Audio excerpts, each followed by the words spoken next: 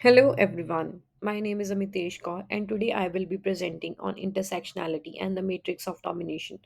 This presentation will explore how race, class and gender intersect to shape people's experiences, drawing on the insights of feminist scholars like Patricia Hill Collins and Angela Davis and many others. Through the lens, we will examine how systems of privilege and oppression operate in society and how understanding these dynamics can help us build more equitable community.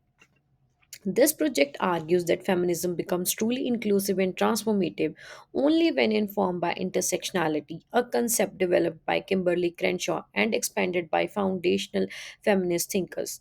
We interpret this journey as a layered, interconnected struggle for equality. For decades, mainstream feminism operated under a monoism myth, addressing gender oppression as a singular issue. But when gender is viewed in isolation, whose reality defines women? Historically, it centered on the experiences of privileged white women, leaving countless others invisible. Kimberly Crenshaw gave us the necessary lens, the intersection. She showed that women of color aren't harmed by sexism plus racism, but by a compounded, unique injury created where these systems collide. Failure to see this overlap leads to legal and political erasure. Patricia Hill Collins expand this by introducing the matrix of domination. This moves the theory from a focus on individual identity to interlocking systems of power. Oppression is structured across the three levels: the personal, the local, and the global. Within this matrix, every person holds a unique positioning. Oppression and privilege are not opposites, but they are two sides of the same coin.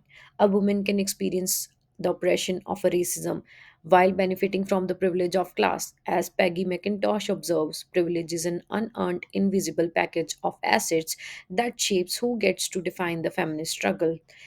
Angela Davis, on the other hand, grounded this theory historically, asserting that the fight against racism and class exploitation is inseparable from the fight against sexism. To demand gender equality without dismantling capitalism and white supremacy is to only fight for the equality of a few.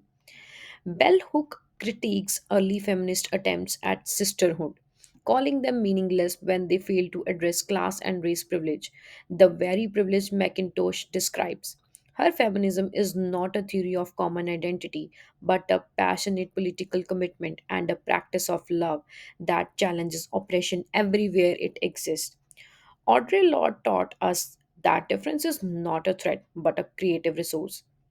She reminds us that the master's tool will never dismantle the master's house, meaning we cannot use the language and assumptions of a patriarchal system to achieve liberation.